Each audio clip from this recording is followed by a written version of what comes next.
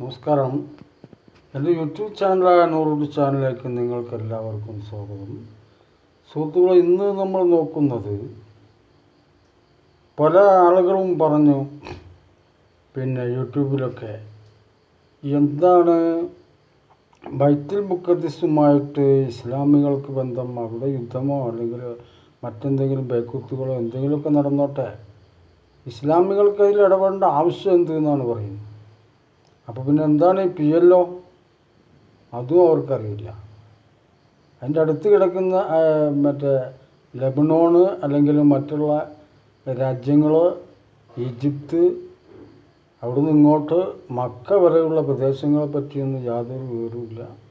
അപ്പോൾ അത്തരം വീഡിയോകൾ കേൾക്കുന്ന നിങ്ങൾക്കും വിവരമില്ലാതെ ആവണ്ട എന്ന സ്ഥിതിക്ക് ഞാൻ ഈ വീഡിയോ ചെയ്യാൻ ഉദ്ദേശിക്കുകയാണ്.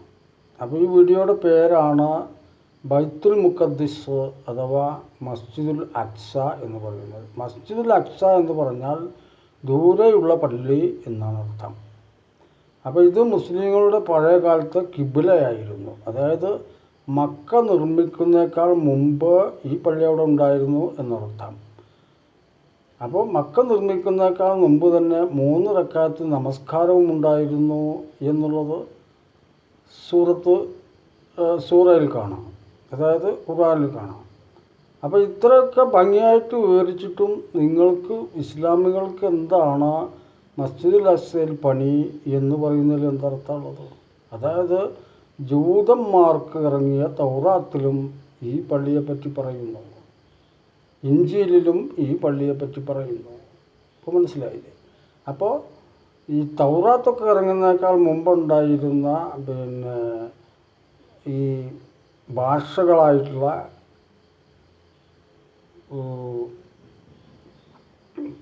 പ്രധാനമായിട്ടും പറയുകയാണെങ്കിൽ എന്താ പറയുക, ഈ അന്നൊന്നും ഖുർആൻ്റെ ഭാഷ ഇല്ല.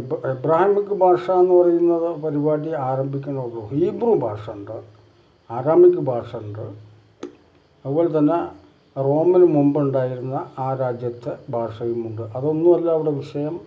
ഖുർആൻ ഇറങ്ങുന്നേക്കാൾ മുമ്പ് ഇറങ്ങിയ തോറയിൽ, അതുപോലെ തന്നെ മറ്റ് തനാത്തുകൾ. ഈ തനാത്ത് എന്താണെന്ന് പറഞ്ഞാൽ നിങ്ങൾക്കറിയില്ല. അതിനെപ്പറ്റി ഞാനൊരു വീഡിയോ വേറെ ചെയ്യുന്നതായിരിക്കും.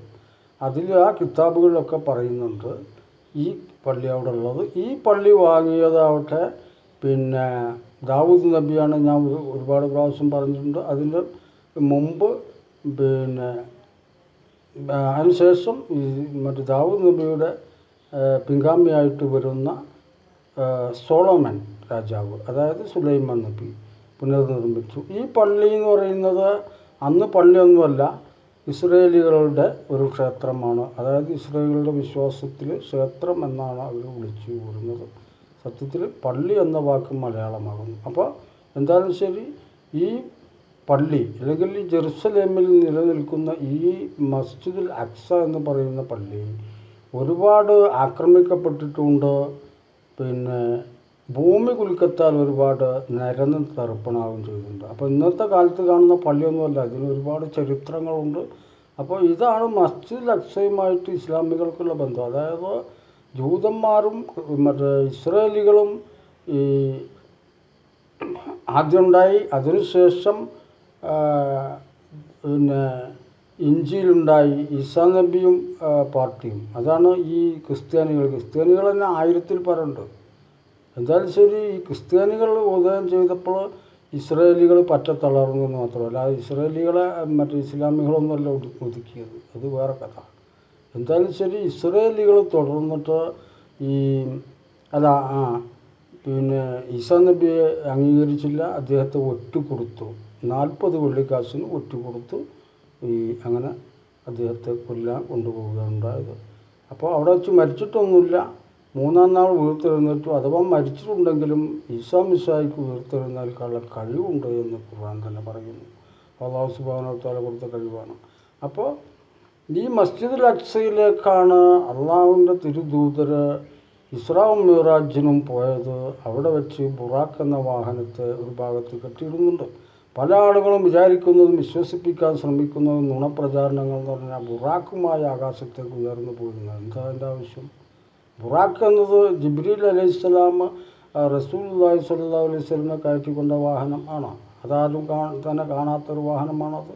തുടർന്ന് ഈ മസ്ജിദുൽ അഖ്സയുടെ ഏറ്റവും മേലെ, അതായത് ആകാശ വിധാനങ്ങൾക്കും അപ്പുറത്ത്, ഇൻറ്റർസ്റ്റെല്ലാർ സ്റ്റേജിൻ്റെ അപ്പുറത്ത് എന്ന് നമുക്ക് സങ്കല്പിക്കാം. അവിടെയാകുന്നു അല്ലാഹു സുബ്ഹാനഹു തആലക്ക് ഇഷ്ടപ്പെട്ട ഒരു മഹാപള്ളി ആകാശത്ത് ഉള്ളത് എന്ന് ഇസ്ലാമികൾ വിശ്വസിക്കുന്നു, ക്രിസ്ത്യാനികൾ വിശ്വസിക്കുന്നു, ഇസ്രായേലികളും വിശ്വസിക്കുന്നു. അതായത് ഈ മസ്ജിദുൽ അഖ്സയുടെ ഏറ്റവും മേലെ പല വിധത്തിലും നിന്നിട്ട് മാലാഖമാർ നമസ്കരിച്ചു കൊണ്ടേയിരിക്കുന്നു അല്ലാഹു സുബ്ഹാനഹു തആലക്ക്. അപ്പോൾ ഈ അല്ലാഹു സുബ്ഹാനഹു തആലയെ ഒരിക്കലും തന്നെ കാണാൻ സാധ്യമല്ല. അല്ലാഹു സുബ്ഹാനഹു തആല ആദം നബിയെ സൃഷ്ടിച്ചത് അള്ളാഹുവിൻ്റെ ഒരു പ്രതിരൂപമായിട്ട് തന്നെ ആയിരുന്നു, അല്ലാതെ അള്ളാഹുവിന് രൂപമില്ല എന്ന് ഖുർആനിൽ പറയും. അതും മറ്റൊരു വീഡിയോയിൽ പറയാം. അപ്പോൾ ഇതാണ് മസ്ജിദുൽ അഖ്സ എന്ന് തകർക്കപ്പെടാൻ പറ്റാത്ത വിശ്വാസമായിട്ട് ഇന്ന് നിലകൊള്ളുന്നത്. ഈ മസ്ജിദുൽ അഖ്സ ഒരുപാട് രാജാക്കന്മാർ പുനർനിർമ്മിച്ചിട്ടുണ്ട്. അതിനെപ്പറ്റിയൊക്കെയുള്ള വീഡിയോ വരാൻ കിടക്കുന്നേ ഉള്ളൂ. അപ്പോൾ ഇവിടെ തെറ്റിദ്ധാരണയ്ക്ക് യാതൊരു ഈ വർത്തമാനത്തിൻ്റെ ആവശ്യമില്ല. മസ്ജിദുൽ അഖ്സ എന്ന് പറയുന്നത് ഈ 3 മതക്കാർക്കും കൂടിയുള്ളതാണ്. അതായത് പ്രധാനപ്പെട്ട 3 മതം എന്ന് പറയുന്നത്, 1 ഇസ്രായേൽ മതം, 2 ക്രിസ്തു മതം, 3 ഇസ്ലാമിക മതം, 4 ഹിന്ദു മതം. പിന്നെയാണ് ഈ ജൈന മതങ്ങളും മറ്റുള്ള മതങ്ങളും കണ്ണി കണ്ട ചപ്പും ചവറൊക്കെ വരുന്നത്. അതിൻ്റെ മുമ്പുണ്ടായിരുന്ന ബുദ്ധമതം, ഇങ്ങനെയുള്ള പലതരം മതങ്ങളും തകർന്നു തർപ്പണമായിക്കൊണ്ട് ഏകദൈവത്തിലേക്ക്, അതായത് ഈ ഹിന്ദു ഭാഷയിൽ പറയുകയാണെങ്കിൽ ബ്രഹ്മക്ഷേത്രത്തിലേക്ക് വരുന്നത്. ബ്രഹ്മസൂത്രം, ബ്രഹ്മക്ഷേത്രം, എബ്രഹാം, ഇതൊക്കെ പറഞ്ഞു കഴിഞ്ഞാൽ ഒന്ന് തന്നെയാണ്. അപ്പോൾ അത് പഴയ കാലത്ത് ഹിന്ദു സിവിലൈസേഷൻ നിലനിന്നിരുന്ന കാലത്ത് ഈ ബ്രഹ്മക്ഷേത്രങ്ങളായിരുന്ന ക്ഷേത്രങ്ങളെ പറ്റിയിട്ടുള്ള ഒരുപാട് വിശ്വാസങ്ങളും ഈ മതങ്ങളിലെല്ലാം തന്നെ കടന്നുകൂടിയതായിട്ട് നമുക്ക് കാണാം. ഏതായാലും ഒരു ഏകദൈവ വിശ്വാസം കൊണ്ടുവരുന്നത് എബ്രഹാം, അതായത് എല്ലാവർക്കും പ്രിയപ്പെട്ട ഇബ്രാഹിം നബി എന്നാണെന്ന് നമുക്ക് മനസ്സിലാക്കാം. അക്കാലത്ത് മക്കയിൽ ഉണ്ടായിരുന്ന വിഗ്രഹങ്ങളൊക്കെ തച്ചുടച്ചു എന്ന് പറയുന്നത് നിങ്ങൾ ഉദ്ദേശിക്കുന്ന വിഗ്രഹമോ ശിവലിംഗമോ കണ്ണികണ്ടോ മറ്റും മത്സ്യമൊന്നുമല്ല. ലാത്ത ഉസ്സ എന്ന് പറയുന്നത്, അതായത് അള്ളാഹു എന്ന് പറഞ്ഞിട്ടൊരു രൂപവും അതിൻ്റെ മകൾ എന്ന് പറഞ്ഞിട്ടൊരു രൂപവും പിന്നെ അതിൻ്റെ കിടാങ്ങൾ എന്ന് പറഞ്ഞിട്ട് പലവിധ മണ്ണും കട്ടൊക്കെ ഉണ്ടാക്കി വെച്ചിട്ട് ആരാധിച്ചിരുന്ന അറബികളും കുലദൈവങ്ങളും ഒക്കെയാണ്. അതൊക്കെയാണ് ഇബ്രാഹിം നബിയാണ് വലിച്ചെറിഞ്ഞിട്ടുള്ളത്, അല്ലാതെ മുഹമ്മദ് നബി അല്ല. മുഹമ്മദ് നബി വിഗ്രഹങ്ങൾ തല്ലി ഉറക്കുന്ന ഒരാളായിരുന്നു എന്നൊക്കെ പറയപ്പെടുന്നതും കണ്ണി കണ്ടത് മുഴുവൻ ക്രിസ്ത്യാനികളല്ലാത്തവരും ക്രിസ്ത്യാനികളായവരും അതല്ലാത്തവരും എല്ലാവരും കൂടി പറഞ്ഞുണ്ടാക്കുകയാണെന്ന് അർത്ഥം. അപ്പോൾ ഇത് നിങ്ങൾ മനസ്സിലാക്കിക്കൊണ്ട് മസ്ജിദുൽ അഖ്സ എന്താണെന്ന് മനസ്സിലാക്കുക. ഈ വീഡിയോ നിങ്ങൾക്ക്